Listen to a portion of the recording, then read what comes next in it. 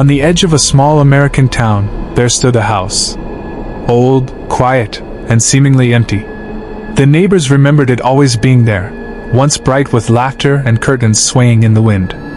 Now it was dark, shuttered, and silent, or so it appeared. A man named Robert Hale moved in. 56, recently retired, alone for the first time in his life. He wanted peace. Quiet. A place to rest after years of work and loss. The first night passed quietly, but by the second night, he felt an unusual cold creeping through the house, even under blankets. On the third night, he noticed the basement door slightly ajar. He was certain he had locked it. The hallway seemed longer than usual, shadows stretching strangely across the floor. From below, a soft sound emerged, not loud, not sharp, but deliberate, slow, like breathing. Robert froze. It felt alive, watching. The porch light flickered and then went out completely. A faint shadow moved across the lawn, silent and patient. The house began to speak in small ways. Chairs moved slightly, lights flickered, and doors opened on their own. Robert tried to convince himself it was stress, grief, or the house settling. But the feeling of being watched grew heavier each night. He placed a chair against the basement door, only to find it fall in the next morning. At 3:12 in the morning, Robert awoke to thick, heavy air. The sound returned, slow and deep. He went to the basement.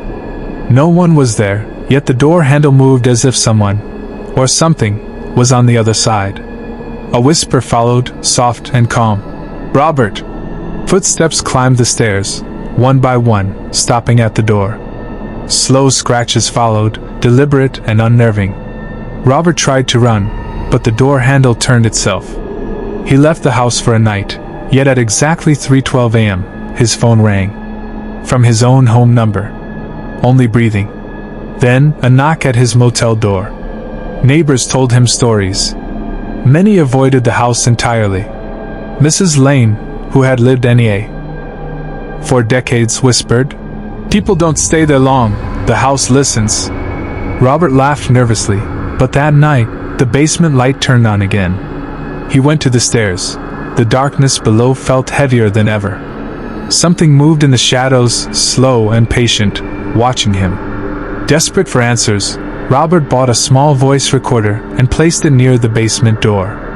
At 3:12 a.m., the device captured the faintest static, then a low hum, then the whisper of his name. "Robert!" Footsteps climbed the stairs, 1, 2, 3, stopping at the door. Scratches followed, slow and intentional. A contractor refused to open the basement. "It was sealed from the inside," he said. Robert stayed elsewhere that night, but the next morning, his phone rang again, no voice, only breathing, and then a knock on his motel door. Robert dared not look. He felt someone, or something, right behind him. Police investigated the house but found nothing. No struggle. No evidence of anyone entering or leaving. Marks on the walls were too high and too deep to be human. The report said, "No threat." As the officers left, one whispered, "Don't stay here." That night, Robert stayed. The breathing moved upstairs. He was not alone. A shadow passed across his bedroom wall, though no one was there. Robert called his daughter. "I think the house wants me," he said. She begged him to leave. The next day, Robert vanished. No struggle. No body. The basement door stood open, the air inside warm and heavy. Even sealed, the house left its marks, scratches on the floor, handprints of different sizes, walls that seemed to breathe. Curious teens once peeked inside and ran screaming, leaving flashlights behind. When the authorities investigated, the flashlights were gone. That night, one teen's mother received a call, no voice, only breathing.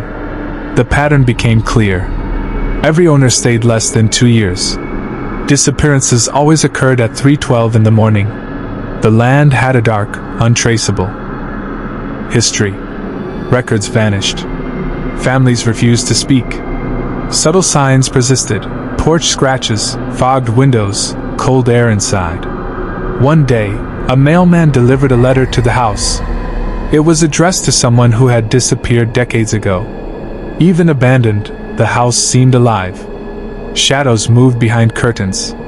Lights flickered. One night, a driver passing by saw a figure in the basement window. It did not move fast or blink. It simply stared. When the driver blinked, it was gone, but the feeling of being watched remained. The house breathed quietly, slowly, patiently.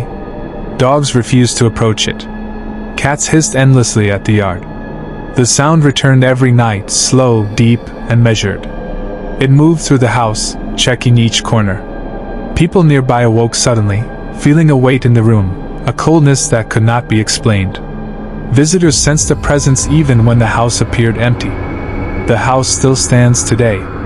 Boarded up, quiet, patient. No one dares enter. But the lights sometimes blink. Shadows move. Slow breathing echoes from inside. No answers. No closure. Some houses are not empty. They are waiting. And if you pass by at 3:12 in the morning, you might feel it watching you too.